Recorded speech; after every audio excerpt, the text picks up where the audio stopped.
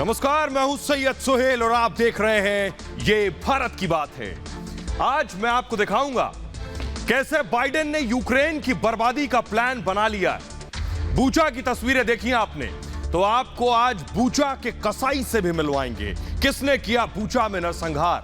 साथ ही आपको बताएंगे और सुनवाएंगे वो एक्सक्लूसिव इंटरव्यू जो साल का सबसे बड़ा इंटरव्यू है। जी हां, पूरी दुनिया की नजर यूक्रेन रूस जंग पर है। हर दिन के साथ जंग और ज्यादा भीषण होती जा रही है और ये जंग कब और कितने दिनों में विश्व युद्ध में बदल जाए कोई नहीं जानता। आपको बताऊं, अमेरिका से लेकर यूरोप तक पुतिन के खिलाफ और जेलेंस्की के साथ खड़े। जेलेंस्की दुनिया के हर मंच पर बोल रहे हैं।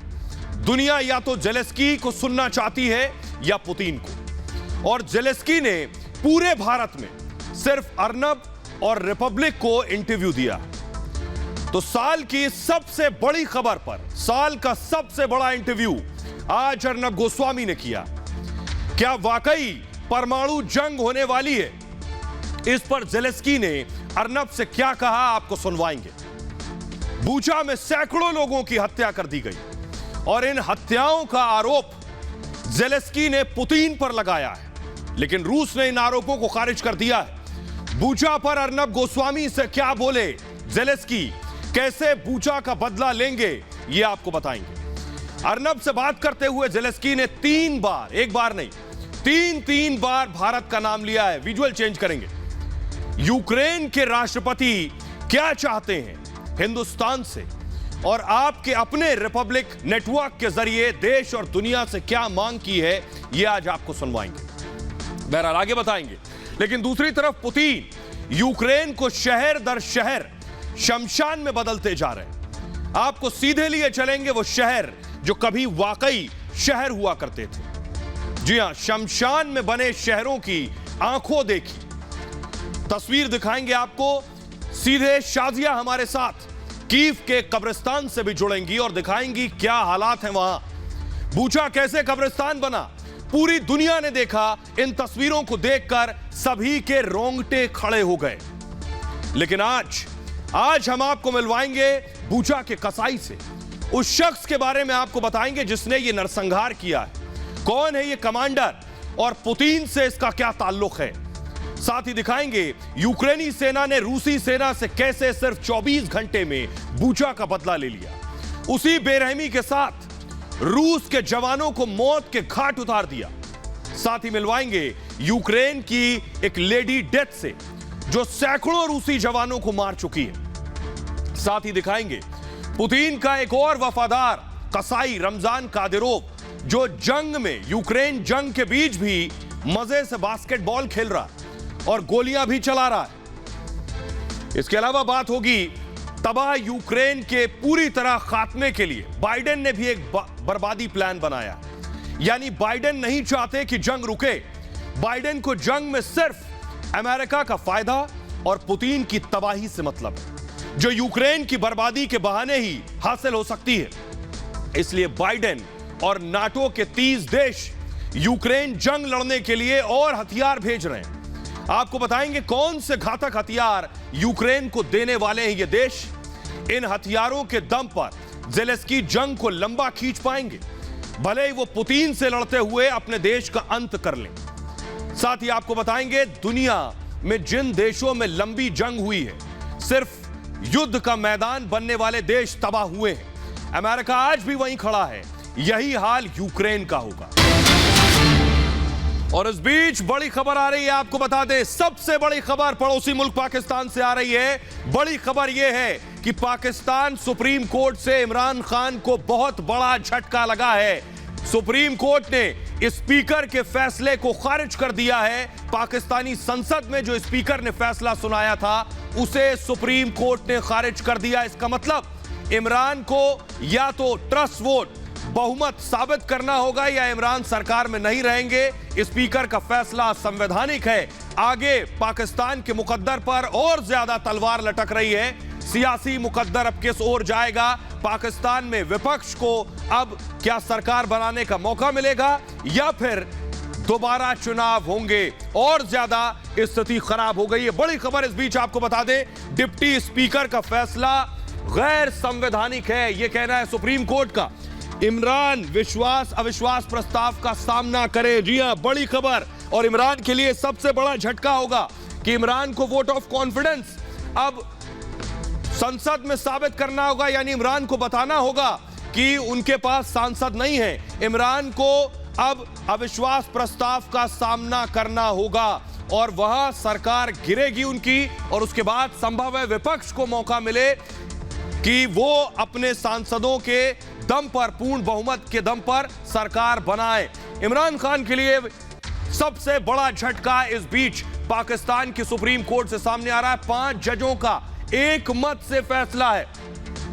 और एक और बड़ी खबर, पाकिस्तानी सुप्रीम कोर्ट ने इमरान खान के लिए बड़ा सेटबैक है। पाकिस्तानी सुप्रीम कोर्ट ने, आपको बताऊं, अविश्वास प्रस्ताव पर अब वोटिंग होगी। इमरान को वोटिंग का सामना करना पड़ेगा। इमरान के पास बहुमत नहीं है। इमरान के पहले ही सांसद बागी हो चुके हैं। 9 अप्रैल को, जी हां, तारीख भी मुकर्रर हो गई है इमरान के मुकद्दर की। सिर्फ 2 दिन बाद 9 अप्रैल को सुबह 10:30 बजे इमरान को अविश्वास प्रस्ताव पर वोटिंग होगी। इमरान की किस्मत का फैसला वहां होने वाला है। यानी इमरान सोच रहे थे कि दोबारा चुनाव करवा के फिर से वापस कुर्सी पालेंगे, लेकिन इमरान के लिए यह बहुत बड़ा झटका है। संसद में फिर से वोटिंग होगी। इमरान के पास सांसद नहीं, संभव है विपक्ष सरकार बनाए और शहबाज शरीफ का नाम सुर्खियों में रहा। क्या इमरान के बाद अब शहबाज शरीफ प्रधानमंत्री हो सकते हैं? इमरान को वोटिंग का सामना करना होगा और 9 अप्रैल को यह वोटिंग होने वाली है। और सुबह लगभग 11 बजे वक्त बताया जा रहा है जिस वक्त यह वोटिंग होगी पाकिस्तानी संसद में। से पहले आपको बता दें कि इमरान खान को जिस दिन बहुमत साबित करना था संसद के अंदर, उस दिन इमरान खान ने सबसे बड़ा खेल किया और डिप्टी स्पीकर जो थे उन्होंने विपक्ष के लाए अविश्वास प्रस्ताव को खारिज कर दिया। और अविश्वास प्रस्ताव न सिर्फ खारिज किया बल्कि राष्ट्रपति जो है, पाकिस्तान के राष्ट्रपति ने संसद को भी भंग कर दिया। यह इमरान की खास रणनीति थी कि डिप्टी स्पीकर अविश्वास प्रस्ताव खारिज करेंगे, राष्ट्रपति संसद भंग करेंगे, और एक बार संसद भंग हो गई तो एक देश दोबारा चुनाव के लिए जाता है। इमरान यही सोच रहे थे कि इमरान ने सिक्सर लगा दिया है, लेकिन सुप्रीम कोर्ट ने इमरान को क्लीन बोल्ड कर दिया है। इमरान के लिए यह बहुत बड़ा झटका है। इमरान को फिर से वोटिंग का सामना करना होगा। सुबह 11 बजे पाकिस्तानी संसद में यह वोटिंग होगी। आपको बता दें कि इमरान खान के पास अभी बहुमत नहीं है संसद में। और हमारे साथ विवेक और ज्यादा बातचीत के साथ जुड़ रहे हैं। विवेक, बहुत बड़ा झटका है इमरान खान के लिए। उन्हें लग रहा था उन्होंने सिक्सर लगा दिया, लेकिन सुप्रीम कोर्ट ने उन्हें क्लीन बोल्ड कर दिया। बिल्कुल आखिरी बॉल पर मैच को जीतने का दावा करने वाले और एक बॉल से हैट्रिक लेने वाले इमरान खान सुप्रीम कोर्ट में जाकर औंधे मुंह गिर गए सुहेल। और सुप्रीम कोर्ट में ऐसे गिरे कि अब उन्हें संभालने वाला कोई नहीं है, क्योंकि दोबारा वोटिंग कराई जाएगी। और पाकिस्तान के प्रधानमंत्री की सुप्रीम कोर्ट में सबसे बड़ी हार है। जिस उम्मीद के साथ सुप्रीम कोर्ट वो गए थे कि उन्हें वहां से राहत मिलेगी, विपक्ष ने सुप्रीम कोर्ट का दरवाजा खटखटाया था, लेकिन उसके बाद अब हालत यह हो गई है कि ना वो सुप्रीम कोर्ट के रहे ना सदन के रहे। क्योंकि सदन में जो प्रस्ताव खारिज किया गया था डिप्टी स्पीकर का, सुप्रीम कोर्ट ने कहा कि यह फैसला असंवैधानिक है।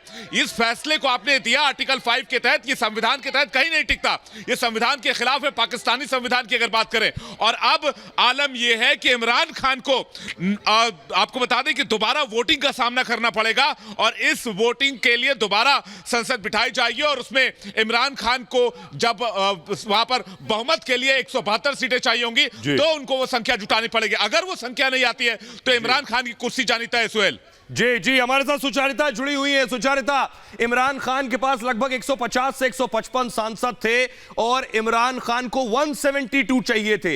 155 में भी उनके 24 सांसद बागी हो गए। इमरान खान तो संभव है अब प्रधानमंत्री है भी नहीं और बहुमत अविश्वास प्रस्ताव भी हारेंगे। अब दूसरे पॉलिटिकल पार्टीज, खासतौर पर शहबाज शरीफ के लिए रास्ता खुलेगा। जी सुहेल, सबसे बड़ी बात यही है कि पाकिस्तान में इमरान खान अब फिर से प्रधानमंत्री हैं और शायद ये पहली बार होगा कि किसी को प्रधानमंत्री वापस बनाया जाना उन्हें पसंद नहीं आएगा। इमरान खान को सुप्रीम कोर्ट ने कहा है वो फिर से प्रधानमंत्री बनाए जाएंगे। यानी कि जो अब 9 अप्रैल को वोटिंग होगी, इसे इस तरह से समझिए कि 9 अप्रैल को भारत के समय अनुसार 11 बजे सुबह वोटिंग होगी और उस वोटिंग में इमरान खान बतौर प्रधानमंत्री मौजूद रहे और ये नो कॉन्फिडेंस वोटिंग होगी 9 अप्रैल को सुबह 11 बजे और इसमें तय होगा इमरान खान की सरकार का भविष्य, क्योंकि सुप्रीम कोर्ट ने यह भी कहा है कि इमरान खान फिर से प्रधानमंत्री हैं। यानी जिस स्थिति में पहले नेशनल असेंबली थी उसी स्थिति में वापस रहेगी। सारी असेंबलीज फिर से वापस जो डिसॉल्व की गई थी उन्हें वापस उन्होंने कहा है कि फिर से असेंबलीज वापस स्थापित हो। यानी कि सीधा सीधा मतलब ये इमरान खान जिस चीज से बच रहे थे, जिस नॉन कॉन्फिडेंस वोट से बच रहे थे, उसका सामना उन्हें अब करना होगा। तारीख है 9 अप्रैल और समय है भारत के हिसाब से सुबह 11 बजे। जी सुबह 11 बजे, यानी 2 दिन बाद हमारे साथ गुरसिमरन भी जुड़ रहे हैं। गुरसिमरन, इमरान खान के लिए सबसे ज्यादा मुश्किल आ गई है। इमरान खान को लग रहा था कि उन्होंने सबको किनारे लगा दिया, ऐसा फैसला ले लिया, लेकिन इमरान खान को बिल्कुल इल्म नहीं था कि यह फैसला उन्हीं के लिए मुश्किलों भरा हो जाएगा।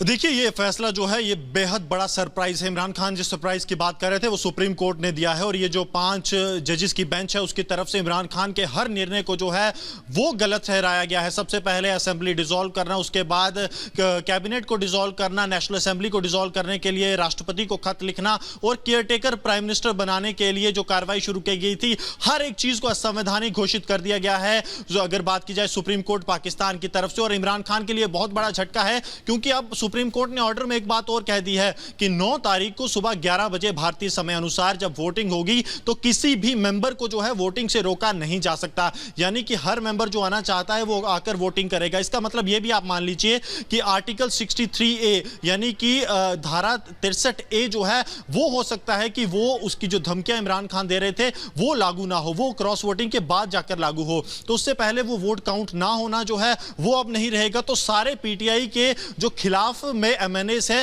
वो खुलकर अब वोट कर सकते हैं। उसके अलावा जो सबसे महत्वपूर्ण बात यह है कि इमरान खान और उनकी पूरी कैबिनेट को रिस्टोर कर दिया गया है। यानी कि इमरान खान जो बच रहे थे लगातार कि उनकी कैबिनेट को डिसॉल्व किया जाए, असेंबली के डिसॉल्व होने के साथ, वो सुप्रीम कोर्ट ने उस डिसीजन को दोबारा से रिवर्स कर दिया है और अब सुप्रीम कोर्ट की तरफ से एक डिटेल्ड ऑर्डर कुछ ही देर में आ जाएगा। लेकिन आप ये देखिए इमरान खान और उनकी टीम क्या समझ रही थी कि जो डिप्टी स्पीकर का डिसीजन है उसको गलत। विवेक हमारे साथ लगातार बने हुए, आपके पास आएंगे। विवेक, संभव है इमरान खान अविश्वास प्रस्ताव हार जाएंगे और उसके बाद कोई और सरकार बनेगी पाकिस्तान में? बिल्कुल सुहेल, लेकिन अब से देखिए, अगर आप घड़ी देखेंगे और टाइम मिलाएंगे तो 48 घंटे से भी कम का वक्त है इमरान खान के पास बहुमत सिद्ध करने के लिए। 172 चाहिए, 150-55 पर झूल रहे हैं। हालत यह हो गई कि ना घर के हैं ना घाट के हैं। सुप्रीम कोर्ट में बड़ी हार मिली। सुप्रीम कोर्ट के बाद अब उनको सदन में वापस जाना होगा। प्रधानमंत्री दोबारा बना दिए गए, कैबिनेट रिस्टोर कर दिया गया है और दोबारा उनको जाकर वहां पर वोटिंग का सामना करना पड़ेगा। जिस वोटिंग से बचने के लिए इमरान खान ने एड़ी चोटी का जोर लगा दिया, डिप्टी स्पीकर तक को अपने पाले में कर लिया, डिप्टी स्पीकर से फिक्सिंग कर ली। आर्टिकल 5 के तहत डिप्टी स्पीकर ने फैसले को सुनाया। अब उसी सदन में जाकर जहां पर उनको जूते दिखाए गए थे, आपको याद होगा सुहेल कि उनके खिलाफ उनको जूते दिखाए गए थे सदन के अंदर, उनके खिलाफ नारेबाजी हुई थी, गो नियासी गो इमरान के नारे लगे थे। सदन के अंदर की स्थिति थी। अब उसी सदन के अंदर दोबारा जाकर उनको अपने बहुमत सिद्ध करना होगा। सुहेल, ये मुझे लगता है 48 घंटे के अंदर कुर्सी जारी तय है इमरान खान की। जी विवेक, आपके पास आएंगे। सुचारिता, एक बात तो तय है, बिल्कुल साफ दर्शकों को बता दें कि इमरान खान वापस नहीं आ रहे। इमरान खान वापस नहीं आ रहे तो अगला आगे का सूरत हाल क्या होगा पाकिस्तान की सियासी मुकद्दर का?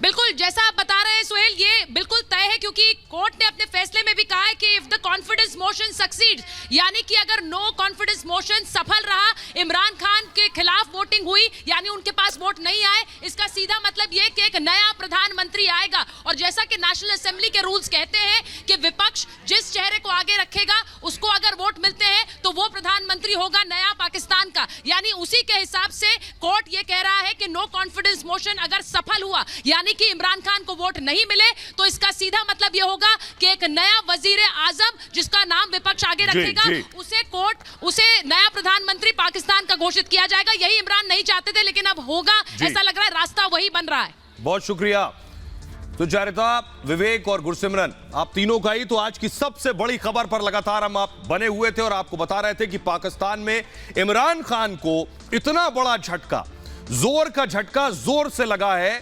उनकी सारी रणनीति, उनकी सारी प्लानिंग फेल हो गई है। सुप्रीम कोर्ट ने, पाकिस्तानी सुप्रीम कोर्ट ने उनकी सारी स्ट्रैटेजी पर पानी फेर दिया है। बहरहाल आगे बढ़ेंगे और बात करेंगे, ये भारत की बात है, मैं आज की अगली बड़ी खबर की आपको बताएंगे कि कैसे यूक्रेन को पुतिन ने शमशान बना दिया है। वो मैं आपको सबसे पहले दिखाऊंगा, कैसे यूक्रेन की हालत बद से बदतर हो गई है, कैसे स्थिति खराब हो गई है। जो तस्वीरें आप देख रहे हैं, आपको सीधे यूक्रेन लिए चलेंगे। दर्जन भर शहर जो यूक्रेन के हैं वो तबाह और बर्बाद हो चुके हैं। वो शहर अब शहर नहीं रहे, वो शहर अब शमशान में तब्दील हो चुके हैं। आइए मैं आपको शहर दिखाने जा रहा हूं, कौन से वो शहर हैं जो अब पूरी तरह से तबाह और बर्बाद और शमशान हो चुके हैं। ये आप देख रहे हैं यूक्रेन का नक्शा, बूचा, चर्निहिव, कीव, इज्यूम, मारियोपोल। सबसे पहले आपको मारियोपोल लिए चलता हूं और देखिए मारियोपोल की तस्वीरें। ये देखिए पूरा शहर जो है, ये देखिए शहर में जगह जगह डेड बॉडीज, शव नजर आ रहे हैं। लोगों के लिए मुश्किल ये है कि अब उन्हें दफनाना है, क्योंकि दफनाने की भी जगह नहीं मिल रही। ये मारियोपोल की स्थिति है। मारियोपोल में देखिए जगह जगह सड़कों पर शमशान जैसी स्थिति बनी हुई। ना सिर्फ मारियोपोल, अगला शहर यूक्रेन का मैं आपको दिखाने जा रहा हूं। अगला शहर है चर्निहिव। देखिए जरा मैप दीजिए फास्ट। चर्निहिव अगला शहर है और चर्निहिव में भी हालात यही है। ये देखिए जरा चर्निहिव की तस्वीर मैं आपको दिखा रहा हूं। देखिए चर्निहिव में देखिए सब कुछ तबाह और बर्बाद हो गया। इमारतें पूरी तरह से ध्वस्त हो चुकी हैं, सब कुछ खंडर में तब्दील हो चुका है। इतनी बमबारी हुई, इतने रॉकेट चले कि अब ये शहर था कभी, अब शमशान है। अगला शहर जो मैं आपको दिखाने जा रहा हूं, यूक्रेन का ही अगला शहर, जहां से रूसी सेना तो जा चुकी है लेकिन अब शहर नहीं बचा है। शहर है यूक्रेन का इज्यूम। देखिए जरा चारों तरफ वीरानगी आपको नजर आ रही है। ये सब बड़ी बड़ी रिहायशी इमारतें हुआ करती थी, रेजिडेंशियल कॉम्प्लेक्स थे, लेकिन सब शमशान में बदल चुके हैं। और सीधे आपको लिए चलेंगे यूक्रेन की राजधानी, जहां हमारी सहयोगी भी मौजूद हैं और वहां हालात कैसे हैं ये आपको बताते हैं। सीधे आपको लिए चलते हैं कीव से हमारे साथ। ये देखिए कीव की तस्वीरें मैं आपको दिखा रहा हूं, कीव में हालात क्या हैं। और कीव से ही हमारे साथ शाजिया जुड़ रही हैं। शाजिया की अगर आप तस्वीरें दिखाएं, शाजिया वहां मौजूद है। शाजिया जरा बताइए, बताया जा रहा है कि कई शहर कब्रिस्तान और शमशान बन चुके हैं। शाजिया देखिए सुहेल, युद्ध को 43 दिन का समय बीत चुका है और बावजूद उसके रूस के यूक्रेन के ऊपर हमले रुकने का नाम नहीं ले रहे हैं। अलग अलग शहरों में मैं खुद गई हूं जहां पर मैंने लोगों की कब्रें देखी हैं, वो ताजी कब्रें जिनमें लोगों को दफनाया गया था। रोते बिलखते उनके परिवारों को देखा है। कई ऐसे घर हैं जहां पर एक व्यक्ति अकेला रह गया है, कोई ऐसे घर हैं जहां पर सिर्फ औरतें ही बची हैं। ये सिचुएशन इस समय यूक्रेन के अलग अलग शहरों में बनी हुई है। ये स्थिति बनी हुई है और अब भी रूस के हमले जो है वो रुकने का नाम नहीं ले रहे हैं। और अब ऐसा माना जा रहा है कि एक हफ्ते के अंदर अंदर जिन शहरों से रूसी सेना को खदेड़ा गया है, ऐसा हो सकता है कि रूसी सेना उन शहरों में कम बैक कर जाए, यानी कि वापस लौट आए। और यह भी संभव माना जा रहा है कि आने वाले दिनों में कुछ बड़ा हो सकता है। आने वाले दिनों में कुछ बड़ा हो सकता है। शाजिया कीव में है, आपको उस शहर लिए चलता हूं जहां सबसे ज्यादा तबाही आई है। वो शहर कोई और नहीं, वो शहर है बूचा, जिसकी तस्वीरें भी मैंने आपको दिखाई। बूचा लिए चलता हूं, देखिए जरा बूचा में ये आज की तस्वीरें आई हैं। देखिए फुल स्क्रीन अगर ये तस्वीरें मैं आपको दिखाऊं, ये सैटेलाइट इमेज है, अगर आप देखें फुल स्क्रीन वो तस्वीरें मैं दिखाऊं, ये जो आप देख रहे हैं किस तरह से कब्र चारों तरफ नजर आ रही है, लोगों को दफनाने के लिए भी जगह नहीं है। आइए अब ये जिसने किया है उस शख्स से आपको मिलवाने जा रहा हूं। बूचा का कसाई है कौन, उसे आपको मिलवाने जा रहा हूं। किसने ये नरसंहार किया, किस पर ये आरोप लग रहे हैं, ये देखिए ये शख्स है वो जो है बूचा का कसाई। ये वो शख्स है जिसके ऊपर ये इल्जाम लग रहे हैं पुतिन का वफादार है। यूक्रेन का कहना है इसी ने बूचा में सैकड़ों लोगों को मार दिया और मरवा दिया। ये कौन है, इसके बारे में आपको बताता हूं कि आखिर कैसे इसने बूचा में आतंक मचाया है। बूचा के कसाई के बारे में आपको बताने जा रहा हूं। रूसी कमांडर पर कत्लेआम का आरोप है। एक तरफ कमांडर आपको नजर आ रहा है, इसका नाम है अजात बेक। इसने कत्लेआम करवाया है, इस पर यह इल्जाम लग रहा है। मूव करेंगे इसे। 64वीं मोटर राइफल ब्रिगेड का यह कमांडर है। रूसी पुतिन ने बूचा कब्जे की जिम्मेदारी दरअसल इस कमांडर को दी थी। यह वहां पहुंचा।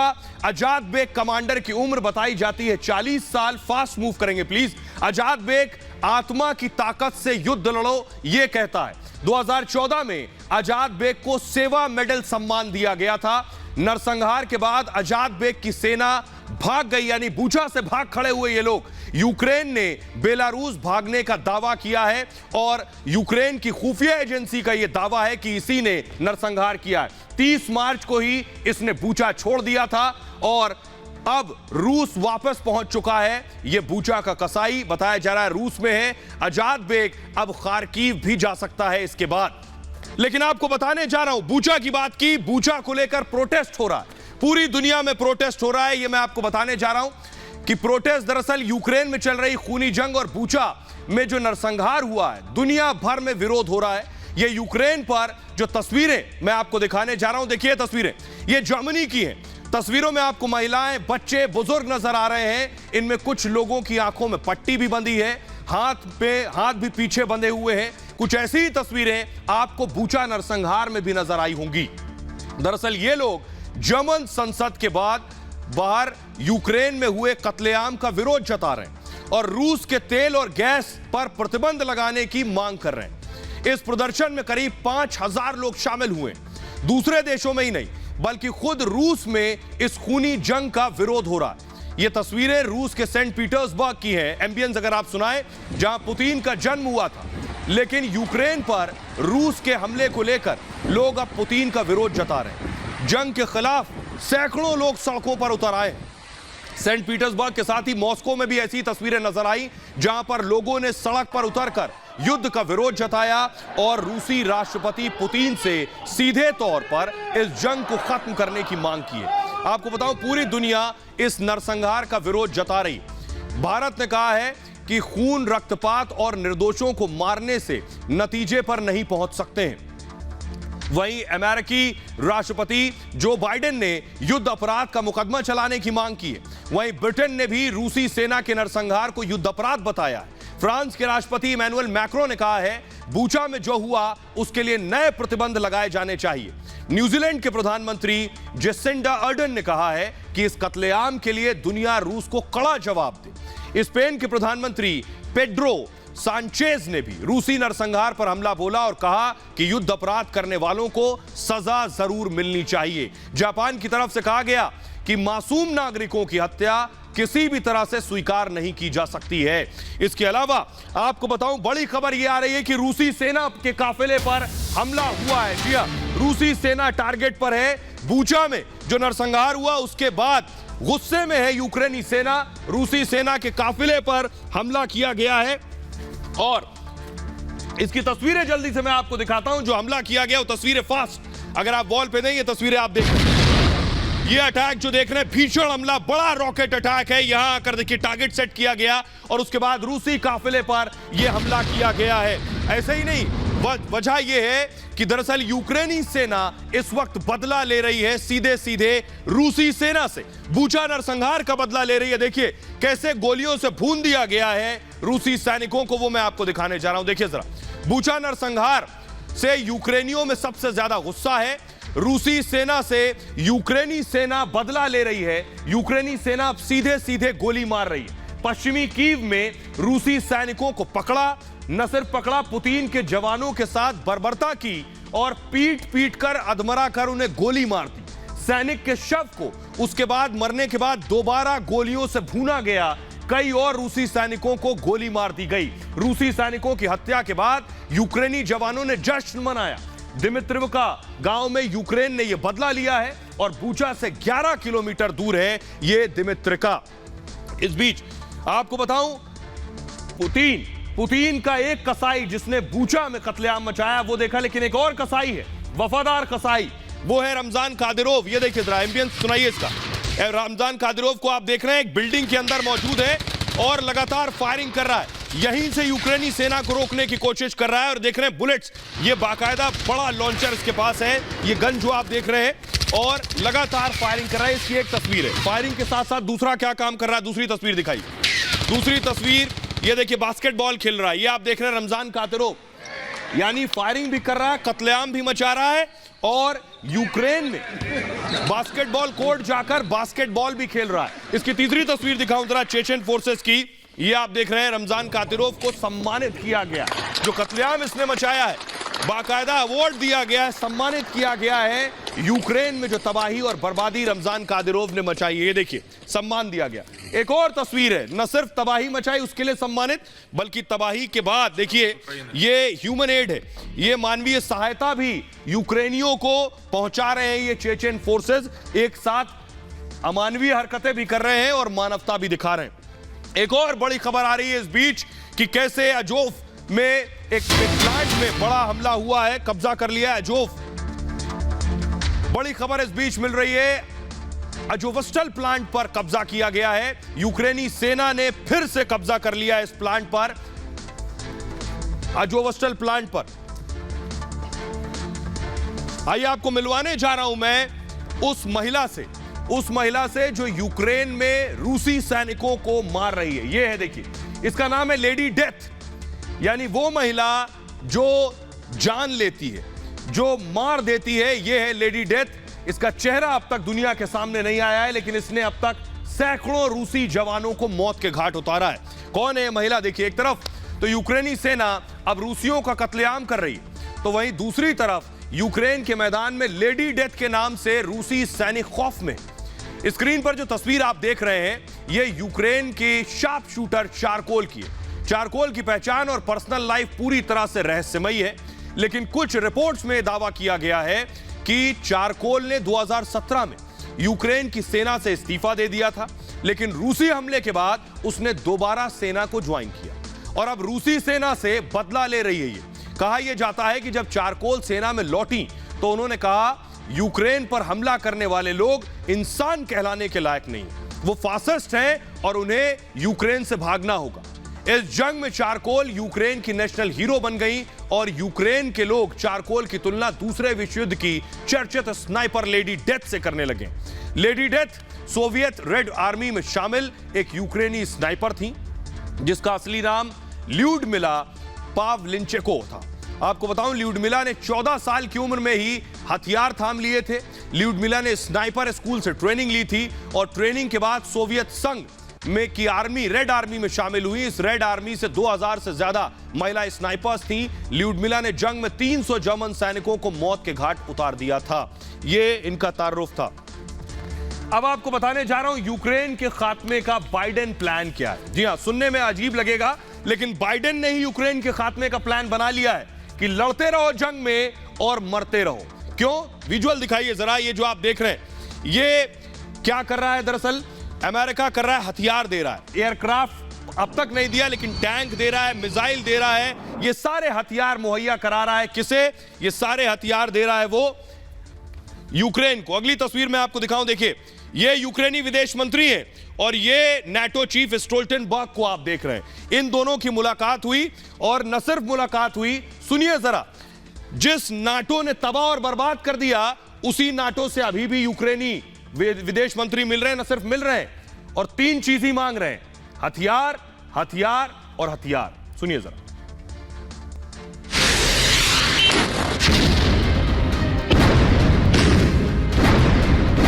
जिस नाटो के चक्कर में पूरा यूक्रेन खत्म हो गया, उसी नाटो के अभी भी चक्कर लगा रहे हैं यूक्रेन के विदेश मंत्री।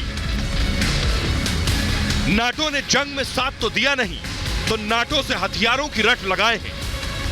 My agenda is very simple. It has only 3 items on it. It's weapons, weapons, and weapons. We are confident that the best way to help Ukraine now is to provide it with all necessary, without sustainable and sufficient supplies of all weapons requested by Ukraine. Ukraine को रूस से लड़ने के लिए और हथियार चाहिए, यानी ये लड़ाई और लंबी चलेगी, 1 महीना, 1 साल या फिर 2 साल। नाटो और अमेरिका ने यूक्रेन की बर्बादी का पूरा प्लान बना लिया है। नाटो महासचिव जेन्स स्टोल्टनबर्ग ने कल ही दुनिया को आगाह किया था कि रूस यूक्रेन पर एक बड़े हमले की तैयारी कर रहा है। ऐसे में यूक्रेन में जारी लड़ाई अभी लंबी चलेगी। we need to support Ukraine, sustain our sanctions, and strengthen our defenses and our deterrence. Because this can last for a long time, and we need to be prepared for that. युद्ध को जारी रखने की यूक्रेनी जिद को NATO देश पूरा कर रहे। हथियारों की सप्लाई कर नाटो देश यूक्रेन की तबाही की कहानी पहले ही लिख चुके हैं। और इस बीच एक बड़ी खबर आ रही है, आपको बता दें, पिछली खबर को सही करते हुए मैं आपको बता दूं, United nation human right commission से रूस को सस्पेंड कर दिया गया है। जी हां, यूनाइटेड नेशन जनरल असेंबली में रूस के खिलाफ वोटिंग हुई है और रूस को संयुक्त राष्ट्र मानवाधिकार आयोग से बाहर कर दिया गया है। पुतिन को एक बार फिर से भड़काने वाला कदम माना जा सकता है।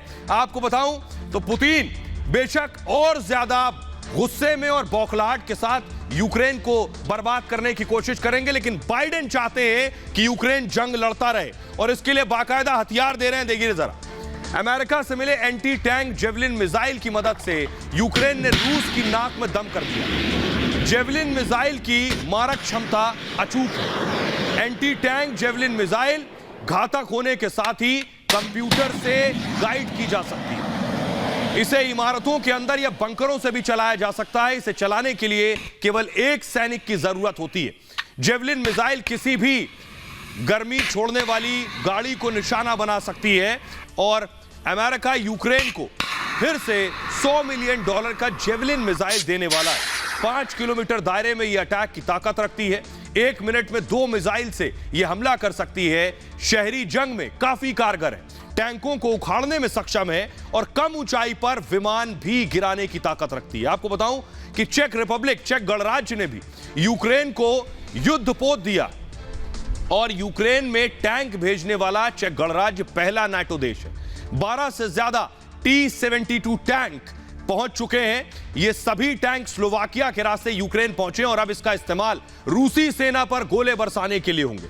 खतरनाक हथियारों के साथ ये लैस हैं। आपको बताऊं, ऑटोमेटिक गोले लोड करने की इनमें क्षमता है। 70 किलोमीटर प्रति घंटे की रफ्तार है। एक बार में 500 किलोमीटर का सफर तय करती है। न्यूक्लियर हमले का असर नहीं होता है।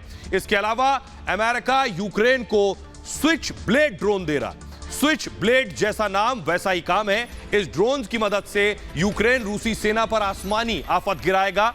इसे आपको बताऊं, कामिकाज किलर ड्रोन्स भी कहा जाता है और यह ड्रोन अगर इंसान की ऊंचाई के बराबर तेजी से उड़ जाए तो कई सैनिकों को गहरे घाव दे सकता है। तेज गति से उड़ने की वजह से तेजधार विंग्स एक साथ कई सैनिकों को मारने की ताकत रखता है। अमेरिका इस तरह के 100 स्विच ब्लेड ड्रोन्स देने वाला है।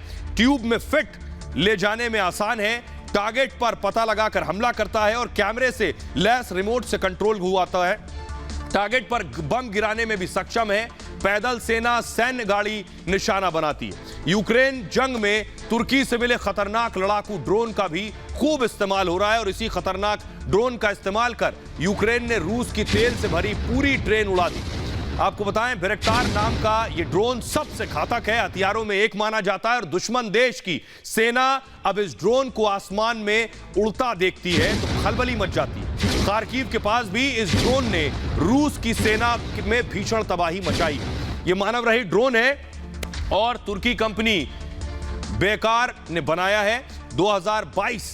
222 किलोमीटर प्रति घंटे की इसकी रफ्तार है। 18,000 फुट ऊंचाई पर उड़ान संभव है। 4 स्मार्ट मिसाइल ये ढो सकता है। 330 पाउंड विस्फोटक को ले जाने में सक्षम है। 2019 में यूक्रेन ने 6 ड्रोन खरीदे थे। अब तक 24 ड्रोन का सौदा कर चुका है यूक्रेन। और इस बीच बड़ी खबर यह मिल रही है कि अभी भी यूक्रेन को मदद भेजी जा रही है। ऑस्ट्रेलिया ने यूक्रेन को मदद भेजी है। ऑस्ट्रेलिया लगातार मदद कर रहा है और आइए आपको दिखाऊं, मैं वो मदद आपको दिखाने जा रहा हूं जो ऑस्ट्रेलिया ने भेजी है। ये तस्वीरें मैं आपको दिखा रहा हूं। ये तस्वीरें आप देख रहे हैं, ये मदद भेजी गई है ऑस्ट्रेलिया की तरफ से, सीधे यूक्रेन भेजी है। वो तस्वीरें इस वक्त आप देख रहे हैं। मदद लगातार भेजी जा रही है ऑस्ट्रेलिया की तरफ से। देखिए जरा क्या क्या मदद अब तक भेजी गई है। ग्राफिक्स के जरिए बताऊंगा मैं आपको। ये है, देखिए टैंक, 300 टैंक अब तक भेजे गए हैं। न सिर्फ टैंक बल्कि एयरक्राफ्ट बताए जा रहे हैं, एंटी एयरक्राफ्ट स्ट्रिंगर मिसाइल भेजी गई हैं जो इस तरह के एयरक्राफ्ट को मार गिराने की ताकत रखती हैं। एंटी आर्मर सिस्टम 9000 भेजे गए हैं। इसके अलावा 800 एंटी एयरक्राफ्ट वेपन, इस तरह के हथियार भेजे गए हैं। छोटे हथियार 7000 के आसपास जो यूक्रेन को भेजे गए हैं और ड्रोन 400 भेजे गए हैं। ये मदद अब तक यूक्रेन पहुंची है। एंटी टैंक रॉकेट्स अब तक नहीं भेजे गए। बहरहाल आगे बढ़ते हैं। इस बीच एक और बड़ी खबर आ रही है, आपको बता दें। बड़ी खबर यह है कि यूक्रेन के खात्मे का पूरा प्लान, उससे पहले आपको बताऊं, यूक्रेन सैन्य अड्डे पर हमले जारी हैं। यूक्रेनी सेना को जबरदस्त नुकसान हुआ है।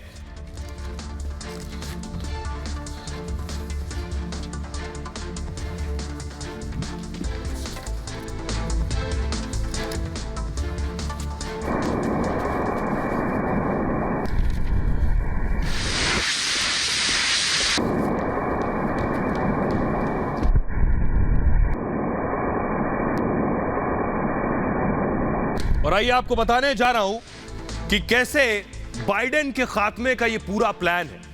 बाइडेन ने कैसे और ज्यादा यूक्रेन को हथियार देकर तबाह करने की पूरी तैयारी कर ली है। यह मैं क्यों कह रहा हूं, क्योंकि इससे पहले भी जंगें हुई हैं। अमेरिका ने खुद ये जंग लड़ी है और ये बड़ी बड़ी जंगों में सबसे ज्यादा नुकसान उन देशों का हुआ जिन्होंने ये जंग लड़ी। देखिए, रूस से लड़ने के लिए यूक्रेन ने हथियार मांगे हैं। हथियार सप्लाई कर जंग जारी रखने का प्लान है। लड़ाई लंबी चली तो यूक्रेन को नुकसान होगा। न सिर्फ नुकसान, यूक्रेन की अर्थव्यवस्था चौपट हो जाएगी, यानी यूक्रेन तबाह होगा। सालों तक युद्ध से उबर नहीं पाएगा यूक्रेन। इसे फास्ट मूव करेंगे। युद्ध के कारण इराक भी तबाह हो चुका है। अमेरिका लड़ रहा था, सालों तक लड़ता रहा। युद्ध से अफगान की अर्थव्यवस्था खत्म हो गई, सालों पीछे चला गया। सीरिया, लीबिया भी तबाह हो गए, लेकिन अमेरिका का कुछ नहीं बिगड़ा। कई युद्ध लड़कर भी अमेरिका अब तक आबाद है। यूक्रेन युद्ध ने हथियारों की मांग और बढ़ा दी है। हालत यह हो गई है 2030 तक 73% हथियारों का बाजार बढ़ जाएगा। दूसरे देशों में भी हथियार खरीदने की होड़ हो जाएगी। 5.4% की दर से बढ़ेंगे वैश्विक रक्षा बजट और हथियार कंपनियों का सीधा मुनाफा होगा। 10 में 5 बड़ी हथियार कंपनियां अमेरिका की हैं और दुनिया में युद्ध मतलब अमेरिका को फायदा। बड़ी खबर इस बीच यह है कि अर्नब गोस्वामी के साथ जेलेंस्की ने खास इंटरव्यू में कहा है कि परमाणु हथियार का इस्तेमाल संभव है। सुनिए जरा अर्नब गोस्वामी के साथ इंटरव्यू में क्या बात कही जेलेंस्की ने।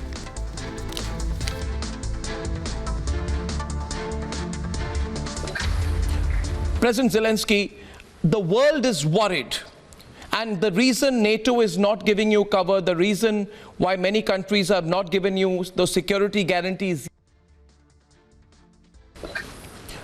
President Zelensky, the world is worried, and the reason NATO is not giving you cover, the reason why many countries have not given you those security guarantees yet, is because they are worried about a larger escalation by Russia.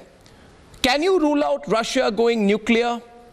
You have yourself spoken about World War III. Will there not be a greater risk of World War III if other nations get militarily involved against Russia? And using the bureaucracy and intelligent procedures, and in some cases the weakness of some Western countries. So Russia has been using their atmosphere as a weapon. Therefore, using any weapons, including nuclear, is not something that we could rule out.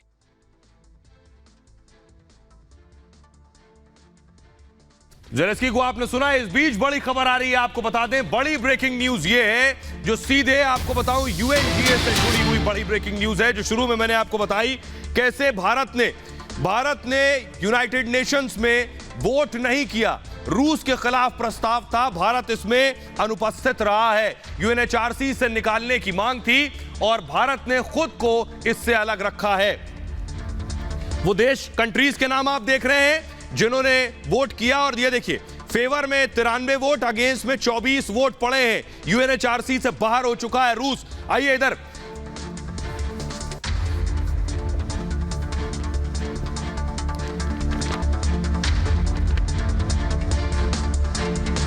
और इस बीच बड़ी खबर आ रही है, आपको बता दें, बड़ी खबर यह है कि जेलेंस्की ने भारत से मदद मांगी है। जेलेंस्की ने भारत से मदद मांगी है। क्या कुछ कहा, सुनिए जरा।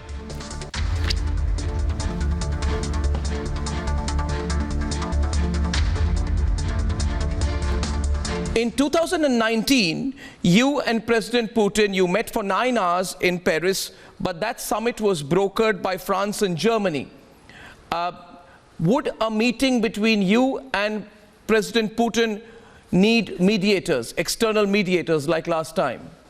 На сьогодні немає ніякого. Currently, there is no mediation. Currently, we are interested in the security guarantors, and we can see leading countries among those security guarantees, those who can provide us with some security guarantees. We didn't have them in the past, unfortunately, but I am sure that we will have them in future. Among the security guarantees, there could be United States, UK, Poland, Germany, France, and we're offering China to be a security guarantee. We're offering Turkey to be security guarantor as well. And I think India, if there will be a willingness to join the list of the security guarantors for Ukraine, then of course we would be happy to invite India, because India is a very powerful state in the world. Zelensky ने 3 बार भारत का नाम लिया। बहरहाल ये भारत की बात है, मैं इतना ही। आप अपना बहुत ख्याल रखिए। एक छोटे से ब्रेक के लिए रुक रहे हैं, लौट रहे हैं कुछ और बड़ी खबरों के साथ।